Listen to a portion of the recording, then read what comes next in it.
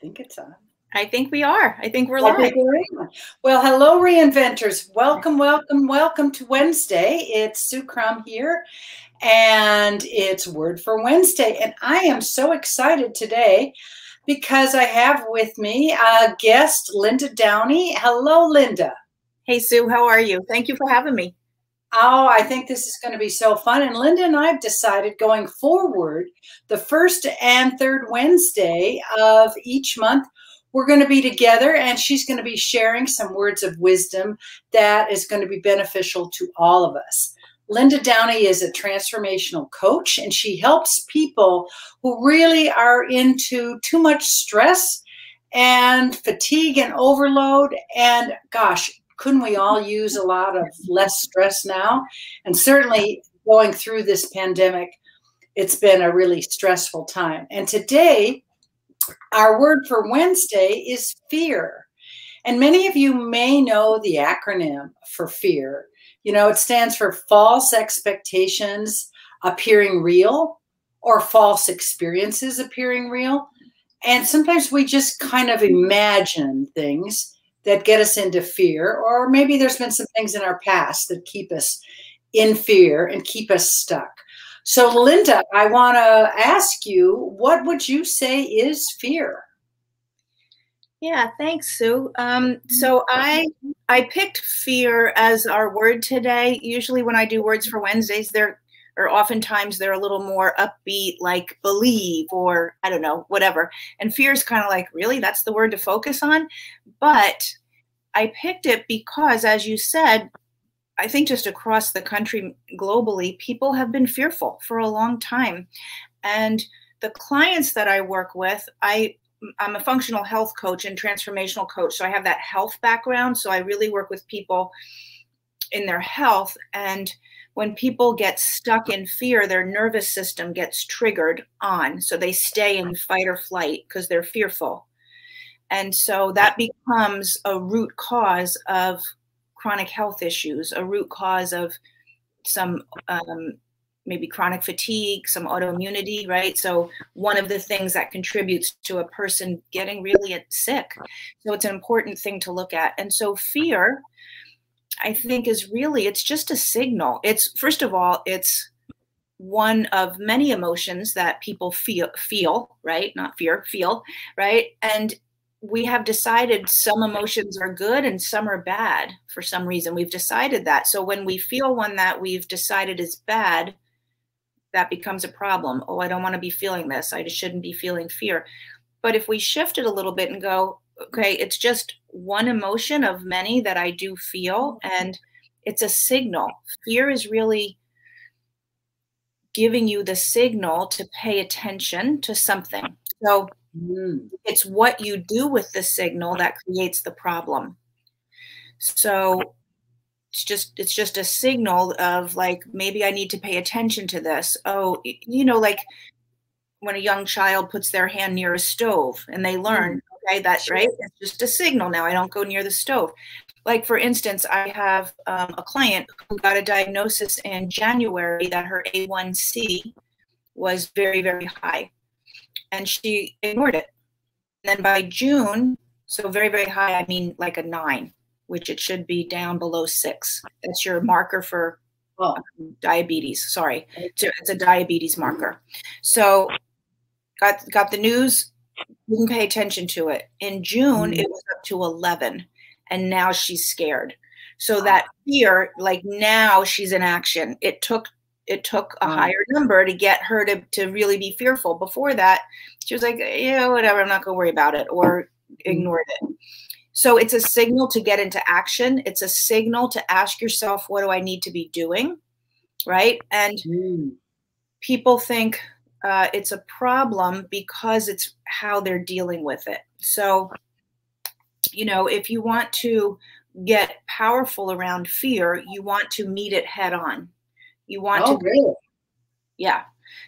You don't want to, I think the natural thing that a lot of people do is try to avoid it, get ourselves away from something. Like, what if I get COVID? What if we lose our house? I was in fear a lot when my daughter was first born on many levels. I was in fear around her and her health, and also in fear around our bills. I wasn't working. I was at the hospital. Like, are we going to lose our house? And then of course you find evidence to support your fear. So I would see, like, in Reader's Digest, this article that this family lost their house due to extreme medical bills. And I was like, oh my God, that's going to happen to us. So, so it's really noticing, what am I doing with the fear? And then, okay, so what is that telling me? What action do I need to take? So instead of letting your brain go down the rabbit hole, you can ask yourself and notice, okay, I'm having fear, meet it head on, just like any other emotion. Also, negative emotions. I don't think any emotions are negative. I think anger is here for another reason. Fear is here for another reason. But I'm going to say negative because people will relate to that. Rather than avoiding it, meet it. What are you trying to tell me? First of all, notice it. Where is it in my body? So I'll ask clients that a lot, because they'll say, I'm fearful. Okay, let's start to get a picture of that. Where is that in your body? Well, what do you mean? Well, just get quiet for a minute, slow down your breathing and notice. And they'll say, oh, in my stomach, or sometimes it's here. When you start to give it a place, you start to separate it from yourself. You start to see it as just an emotion, not like it is me. I am fear. Does that make sense? It does. It does. You know, I think so many times people take an ostrich in the sand approach to fear. And like you were talking about your client with the diabetes scores, well, if I ignore this, maybe it'll go away, kind of thing. Or I'll think about it on another day, but not, you know, not today or this week. And that's interesting. You're saying kind of accept it and then start to see where it's showing up in your body. Yeah. Not just push it down. Absolutely. That's a big, big problem. And that's why I have so many clients, because they push it down, and then that causes a problem in your nervous system. But meeting it head on, what are you trying to tell me? What am I really afraid of here? Sometimes it's like, okay, let me think about the worst case scenario. Is that really likely going to happen? Probably not. So maybe I can cross that even off the list. But meeting it head on. And so noticing where it is in your body. And then we do an exercise where we start to give it characteristics, because that's how you can separate it from yourself. So you could say, okay, that feeling in your stomach, what color would it be if you were to give it a color? What shape is it? Does it have sharp edges, or is it round? What's the texture of it? Is it burning hot fear? Is it icy cold? So you start to give it characteristics that then allow you to separate from it. And then the next step, and then the next step would be, you start to think about it in the second person. So instead of I'm afraid, I am fearful, you start to say, I'm feeling fear. So even just that, you can feel the difference in the energy, just changing the word, right?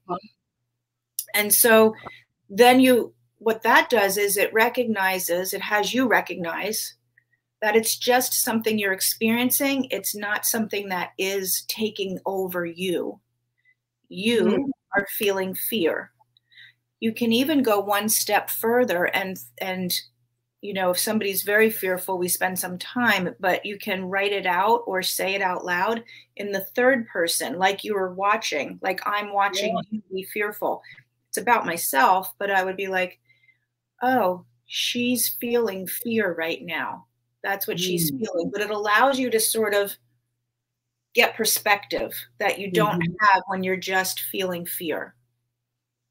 And then how about people who kind of, like you said earlier about gathering evidence, and then they've got like a laundry list, like, you know, well, let's use COVID as an example. Well, I lost my job, and then, you know, my partner left, and then I have no clients, and I think my car is going to get repossessed, and I don't know if I'm going to qualify to get a loan. And they've got so much evidence that they can't what is the expression? They can't see the forest through the trees. What do you do about that kind of mindset? Yeah. So some of the statements that you said were things that hadn't happened. Like, I don't know if I'm going to get a loan. So right away, let's pull apart the things that actually did happen and the things that you're saying maybe, right? Because maybe you will get a loan. Like, how about that? Right? So losing the job is something that happened, let's say, or the next one or the next one. But first, separate out what actually did happen and what are you imagining could happen. So let's put those to the side because we don't know what's going to happen. And then look at all the things that did happen. What people tend to do is look at their life as these distinct experiences, and then they pull those distinct experiences into their future. Instead, if you look at your life as one long narrative that has different things happen along the way, like a good novel that you're reading, and you start to see there were other things that happened in my life that I overcame. Maybe I lost a job when I was 25. Oh yeah, that did happen. And oh, then the next job I got, I loved even better. So, you know, you start, instead of just seeing it as this distinct, horrible event, if you put it in the context of your whole life, you can see that life has had many things. And maybe they worked out even better. Maybe they worked out not as well as you'd liked, but you survived them. You're here now, remembering them, all of them throughout the whole journey. So that becomes a way of putting it also into a context, as opposed to having it be this big event that's now dominating you. Because everybody, I'm sure, when you start to think and look back, can come up with 20 things that were fearful and terrible, and they survived them, and they're here now, and that thing doesn't even matter anymore, what happened.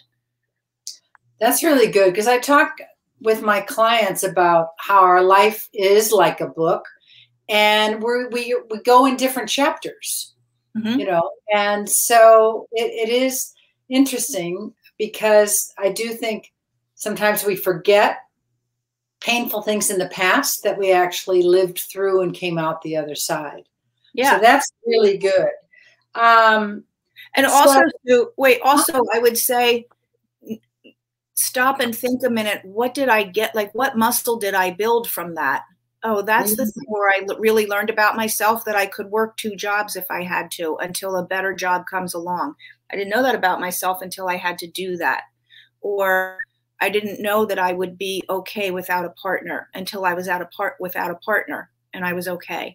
So you can also really noticing what muscle you built out of it, what good came out of it, how did you grow from that experience? Not just that you survived it, but you actually got better in some way, shape, or form. Got it. So these are like patterns that you see with fear, or what patterns? Well, people, when I say patterns, people, and you alluded to it a little bit before, like the ostrich in the sand, but one thing that people can do is, besides noticing where is it in my body and noticing that it's separate from me and giving it some characteristics and thinking about it in the third person, is also notice your own patterns and then stop them. So the typical patterns that people do around fear are, they start to get panicky. So if you feel like you start to feel like panic attacks or a lot of anxiety, okay, hold on, that's just what I do. When that fear signal shows up, that's what I do.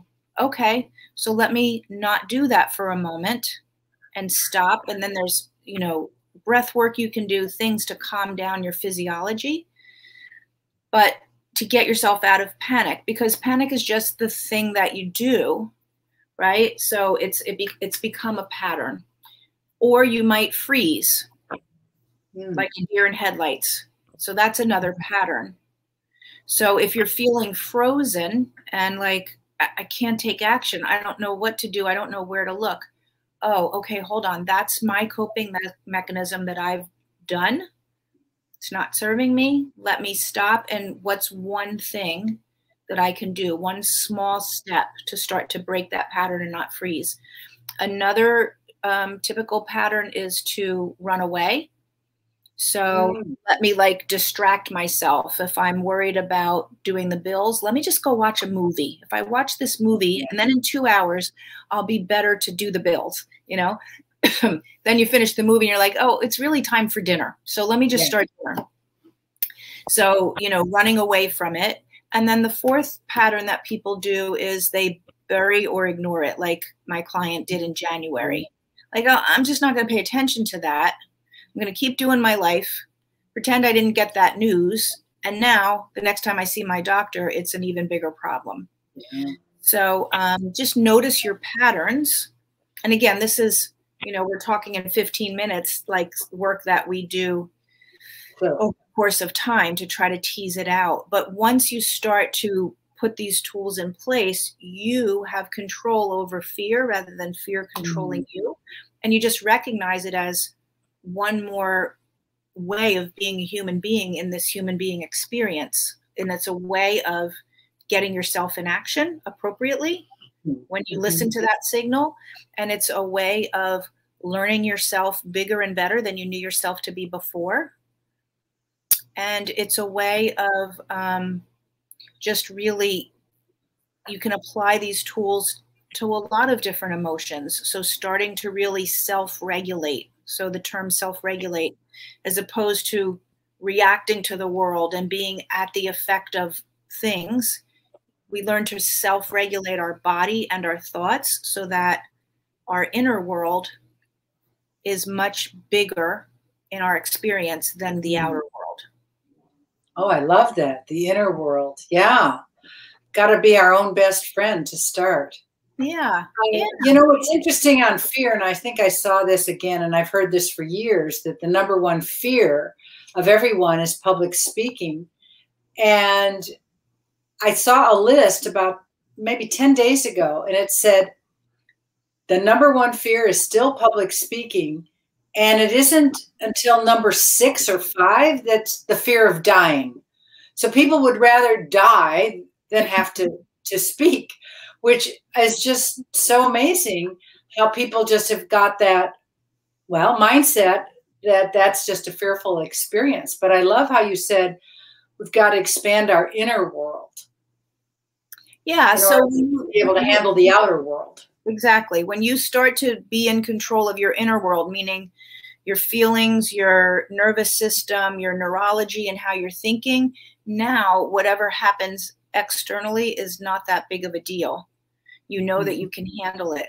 But we don't learn that automatically in this culture anyway. We're not given those tools. We don't learn things that way. We, you know, are typically brought up in households where, you know, the same worries and fears get passed down. So, you know, it's kind of takes some rewiring. Rewiring. That sounds good. Sounds a little Frankenstein, but I'll let it go there. Now, anything I didn't ask you, Linda, that you want to share before we wrap up about fear? I would just love for people to realize that they can be bigger than the fear. I mean, I think in my groups that I run, people post stuff and they're very stuck in their fear. So I guess I would say, are you more committed to being fearful, or are you more committed to mastering it and getting your life back? So look at that, because sometimes staying stuck in fear is a way of avoiding the responsibility of taking the actions you need to take. And, you know, that can be a place to look like, well, I'm afraid. Well, I'm afraid.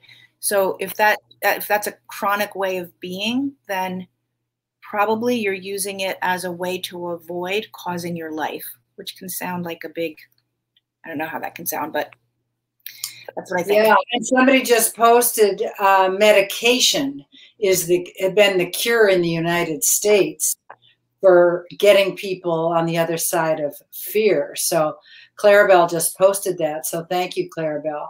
And Chris just posted that acronym that I shared earlier, false evidence appearing real. And I think I said false experiences or false expectations. So thank you for that, Chris. Yeah, I do think in this country, when you go to the doctor about how fearful you feel, I think many times the first answer is, well, let's put you on something. That's what's in their toolbox. Let me give you a prescription for that. That's their toolbox. Even if you go to a psychologist or psychiatrist or even a therapist, they'll say maybe you need something. For some reason, we've gotten the idea that we're not supposed to go there. We're not supposed to feel the scary things. When my daughter Charlotte was born, I had a client who was a therapist, and she was like, do you want me to just get a prescription for you? She wasn't my therapist, but I was training her. And I was like, my newborn baby is in a hospital in another state fighting for her life. I think I want to feel that. I don't want to numb myself while this child is fighting for her life. She's fighting for her life. I'm in it with her. I'm not going to numb myself to that. I'm not going to not be afraid with her. Yeah. Right. But we have decided that anything, emotions that are too deep and too scary, we don't want to feel them. But it's who we are as human beings. It's a gift to feel them. Yeah. So powerful. Oh, Linda, you're just the bravest person I know. And how can people connect with you if they'd like to continue this conversation? What's the best way to connect, or a couple of ways to connect? Sure. Well, my business is Organic Health Journey, because it's been a journey of 35 years, and I like to do it organically. So that's my business. So there's a business page on Facebook, Organic Health Journey, my email, organichealthjourney@gmail.com. I have a website, www.organichealthjourney. So it's pretty straightforward. Instagram, Organic Health Journey. Okay. So, Organic Health Journey. That sounds like the best way. That's the best way. Yep. And I work with people on removing the blocks that have stopped their body from healing and stopped them in their life and how they want to be living. So that's it. We got to get on the other side of fear, for sure. So thank you so much for this today. And I know we're going to continue in August, the 1st and 3rd Wednesdays of each month at this time. And that's our word for this Wednesday, folks. Thank you, Reinventors, for being here with us, and for everybody else who's watching. Have a wonderful Wednesday wherever you are. And thank you, Linda. Yeah, thanks so much. It was so fun to be here with you. I hope to see you all in 2 weeks. Thanks. Ciao. Ciao.